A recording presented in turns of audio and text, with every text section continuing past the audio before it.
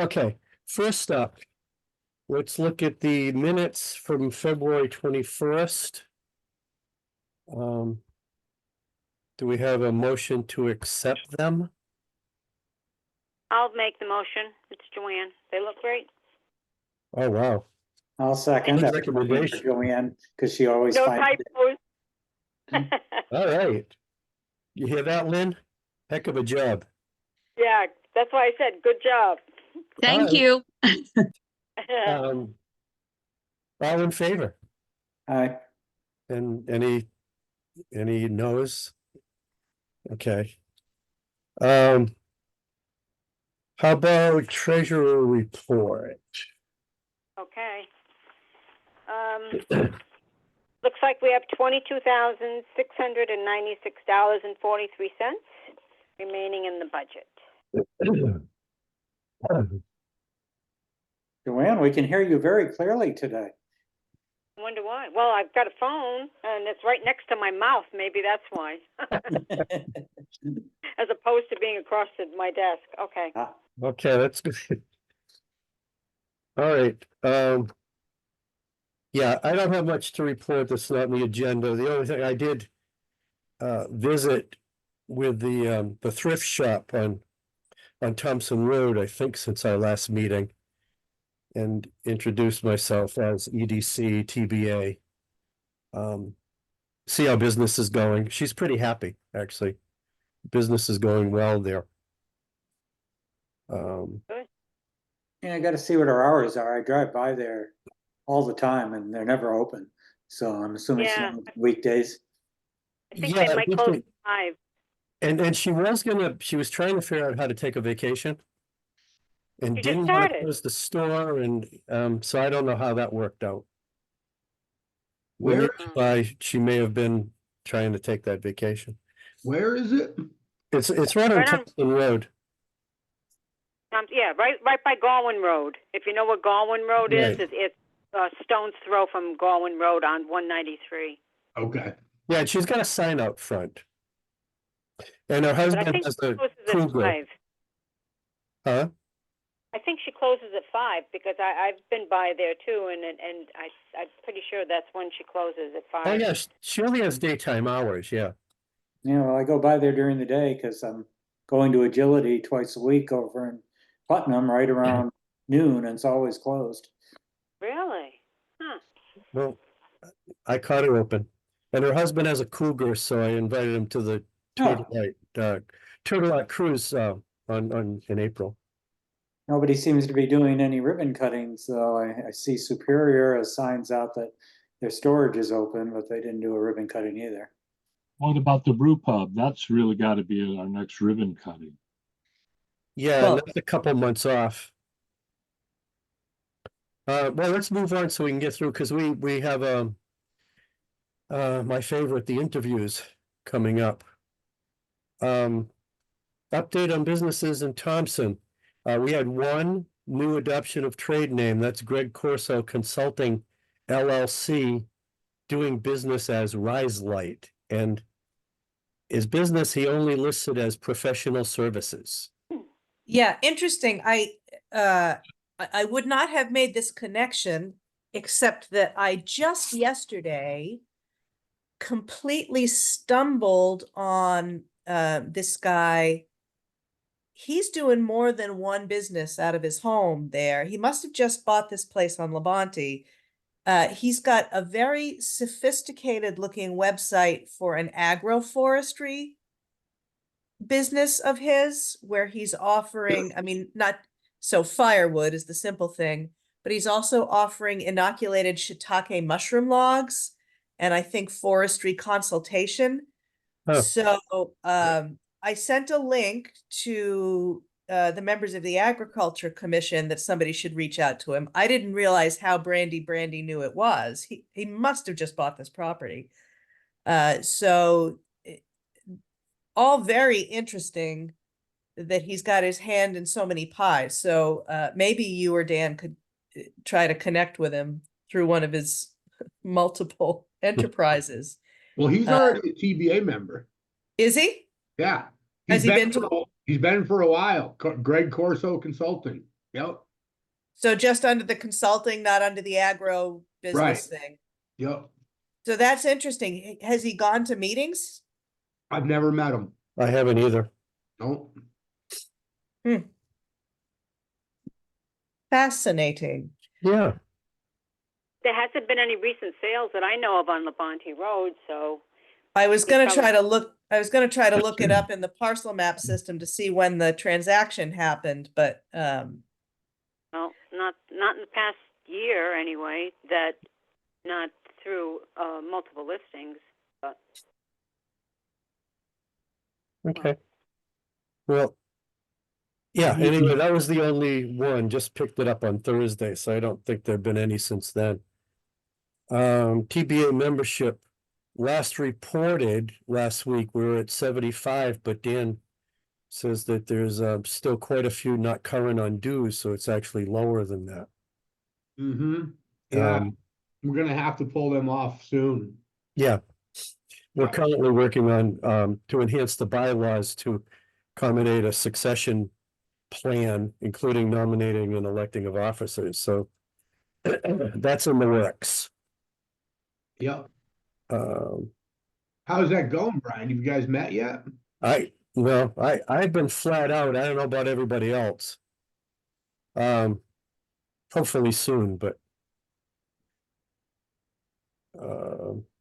yeah, because we want to have a draft by next meeting.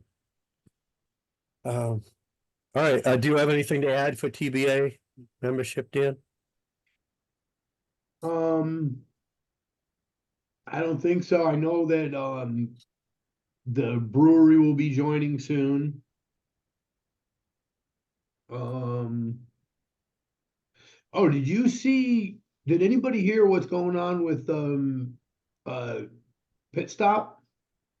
I haven't heard anything.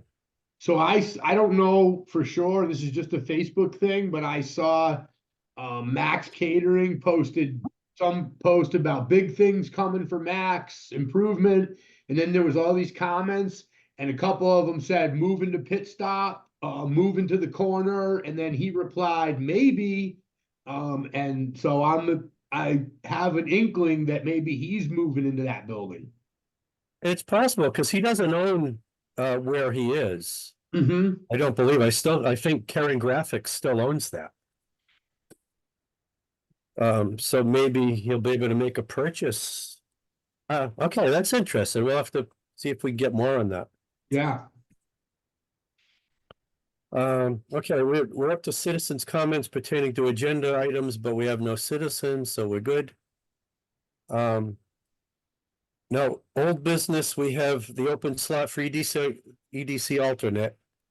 I did announce it at the TBA meeting also. One thing to add, from the regular agenda, I took out Trainwreck Park progress because we have these interviews tonight, but I added in after the fact. Regarding the Trainwreck Park, there's been a site design overrun of the available grant amount. And the overrun comes to $1,359, $1,359. And Tira is going to propose that trails and or EDC contribute. It would be best probably if trails took on the whole, it would be simpler if trails took on the whole amount. But the question would be if EDC, if that fell through, if we would be willing to say go half for $680. Do we have an explanation of why this overrun? Yeah, when we initially submitted the grant, it was based on a certain amount of assumptions as to how much site work would be needed.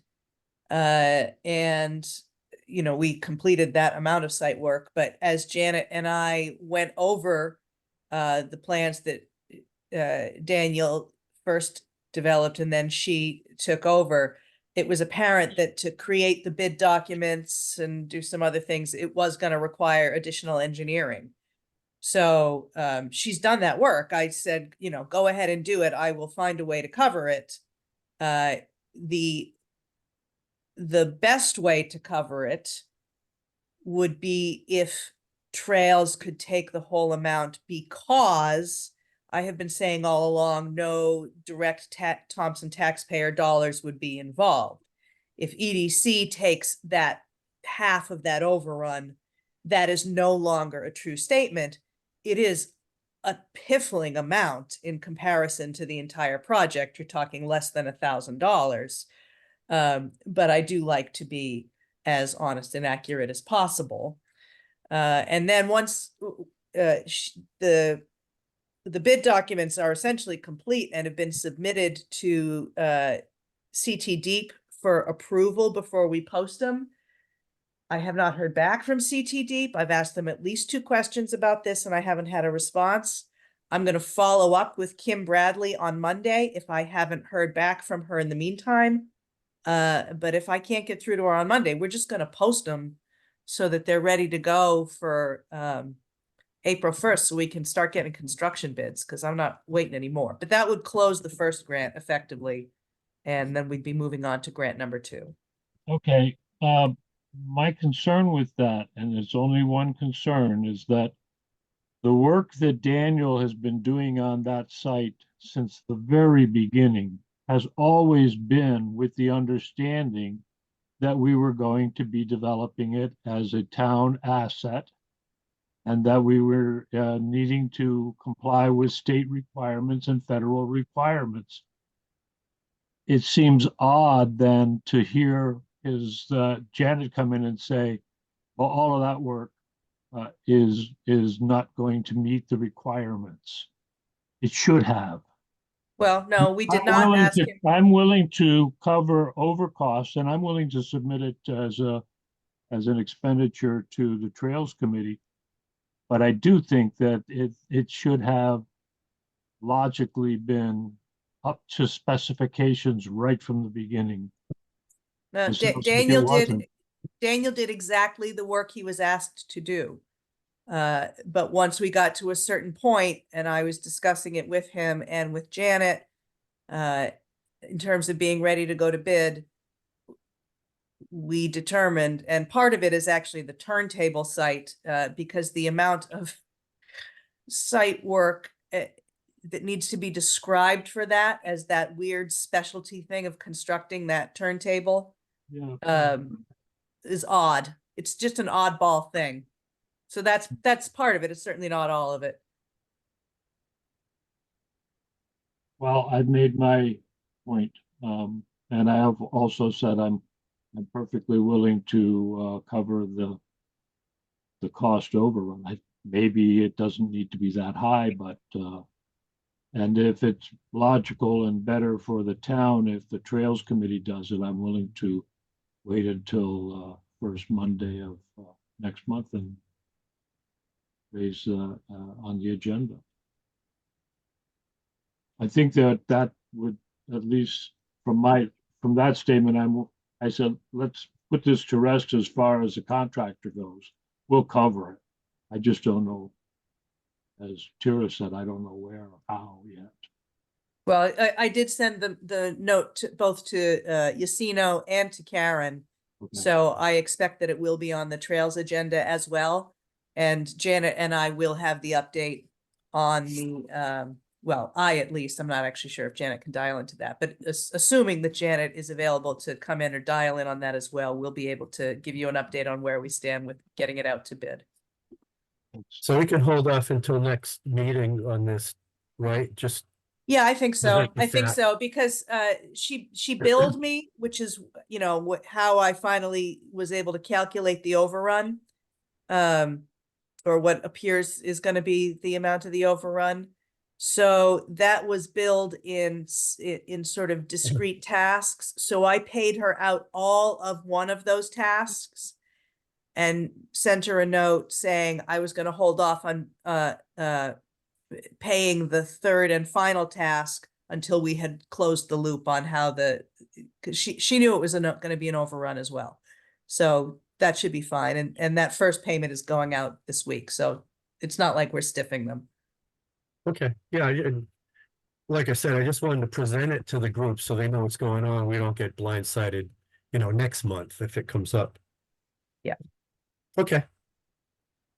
All right.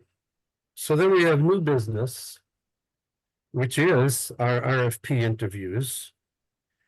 I don't know if we wanted to have any discussion beforehand, or if we just should go on with the rest of the progress reports and get as much done as possible. Because we'll be talking after. Yeah, since they're expecting to wait until 7, why don't we at least do the grant updates under progress reports, because that's the easiest to do. First grant update being that sadly, I have discovered we did not get the CIF grant, the 3.8 million. I do have a call scheduled at 10 in the morning with DECD tomorrow. And the executive summaries for the unsuccessful applicants are going out, I believe, next week. Unless in this con call, she tells me, don't even bother applying. I'm going to apply again. Hopefully I'll get enough meaningful feedback that I can further refine the application. Like, is it a specific thing that keeps making them balk?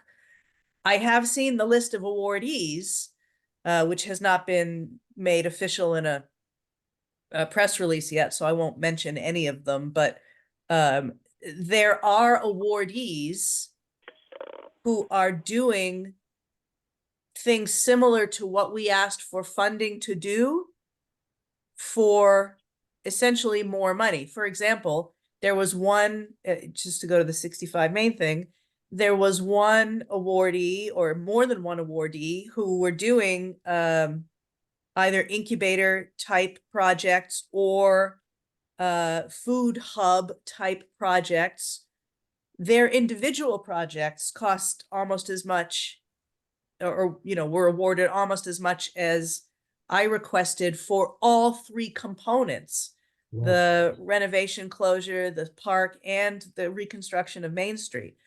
So I'm really going to lean in and try to see what is the real deficit, because I responded, I felt pretty thoroughly to their prior executive summary. So, there's got to be a way to crack this nut.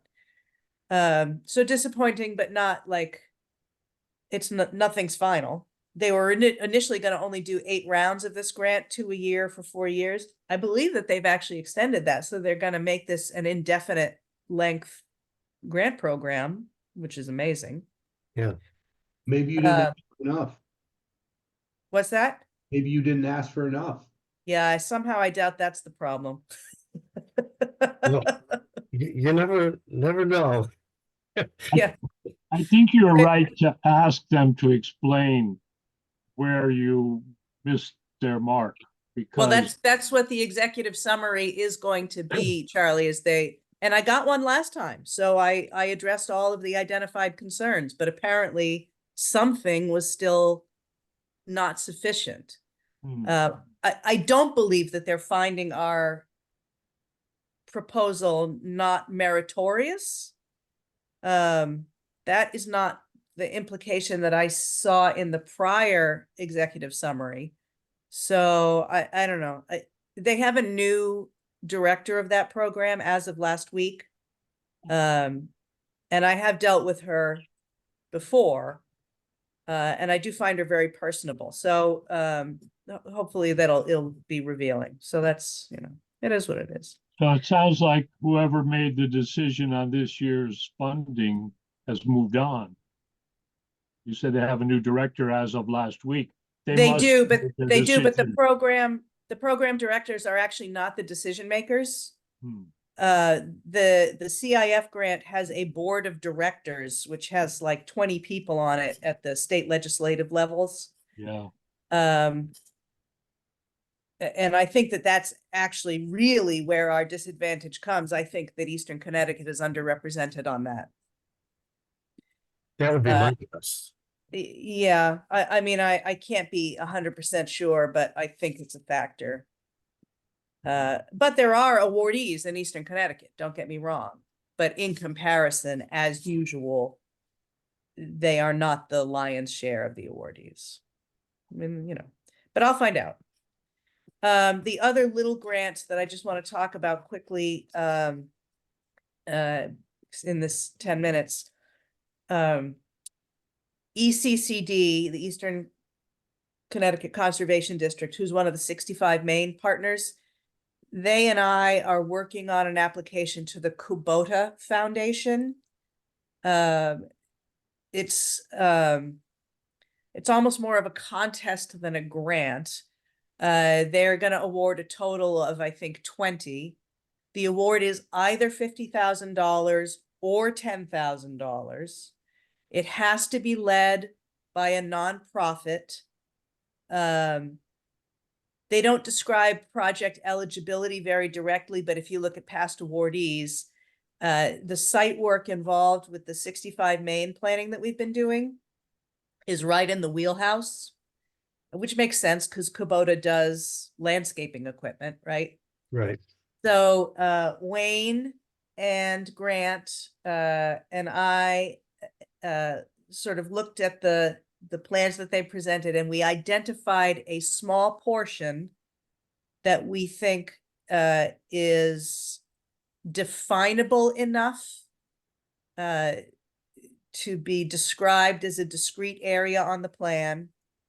We can describe it at essentially a $50,000 level or a $10,000 level. And Maura and I have been bouncing an application back and forth because she has to submit it because they're the 501c3, but I'm writing it. That has to be in by, I don't know, mid-April, I want to say. And then they make their choices of finalists, I think, by the end of June. And then this is where it becomes more of a contest. They open this up for public voting. Yes, that's exactly why I said it's more of a contest than a grant. And they have 10 regions, and there's going to be one grand prize winner and one second place winner. So that's why it's 50,000 or 10,000. And it's based on public input and voting once it gets to that point. So I will keep you all posted if we're going to have to start being boosters on this project. And then the other one, I think you guys saw, and I have to talk more to Ann Miller about this, that community, the Center for Community Progress, Community Revitalization Fellowship also needs to be led by a 501c3. It's an 18-month award, which must include a nonprofit partner as the lead and 6 community participants. They're going to award it to 3 municipalities. The cohort from each municipality will visit each of the other locations. Travel, etc., is all covered by the award. And it's $10,000 towards a creative placemaking project. So again, I thought this had tie-ins to 65 Main, but I haven't had time to talk to Ann about it. They are the natural 501c3 partner for this because there are local social services. They're in the community. But I need to figure out, and she seemed intrigued, but we haven't identified the activity. You know, what the actual proposal would be, which part of that site design, again, we would be trying to underwrite with it. I've got a call on that as well. Tomorrow at noon, I think there's a webinar on the details. So I'll have more information then as well. But that's what I'm cooking these days. Okay. We can do one more. I have a listing of upcoming events here. Okay. We have the Natcha Epic on 24th, and Charlie sent along a report. There's a March 23rd clinic and reconnaissance ride. So that's this coming Saturday with the Natcha Epic on Sunday. We have a Turtle Memorial High School Classic Car Cruise on April 27th. I believe, again, it's going to benefit community fire. That's 10 to 2. Then the Maker Fair is coming up. It'll be here before we know it on May 4th. We have the summer concert series, June 29th, July 13th, July 27th, and August 3rd. Town yard sale on July 27th and Community Day on October 5th. And no, I haven't listed Turkey Trot yet, Bri, but it'll get on here. That's okay. I'm not thinking that far ahead, that's why. And the final, I streamline it, the final thing in progress reports is marketing and revitalization of the downtown core. So let's hold that until after, because it's 4 minutes of. Yes, And you have to vote so somebody needs to motion and second going into executive session so that I can then pause the recording until we come out of the interviews. So I'm just going to, I'll see you when you get back in. I'm just going to start watching about 7:30-ish or so. Okay, you don't actually have to exit, Lynn, if you don't want to. Oh, okay. You okay. just don't have to take notes. Yep, okay. all right, I make a motion that we go into executive session. I'll second that. Do we have to do all in favor, I guess? Yeah, yes. Okay, all in favor, yeah. Aye. Any opposed? Okay, let's do it. All right, so it's 3 minutes early, but I'll start letting them in. Okay, this is Quinn and Harry up first with Dave Quinn. Well, it's Right. Dave and Pete are both here, and I think all right. I think that there's a third person here. I just want to confirm with them. Okay, yeah, I see Pete's phone too, all right. Dave, Pete, is the person identified as KA with you as well?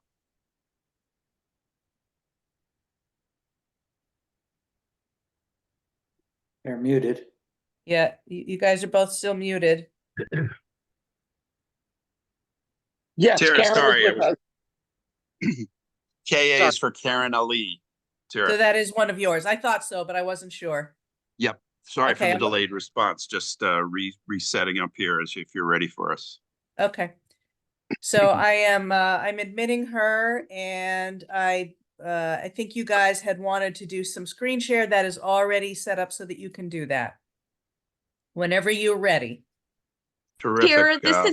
Tara, this is Lynn. Are you supposed to be recording still?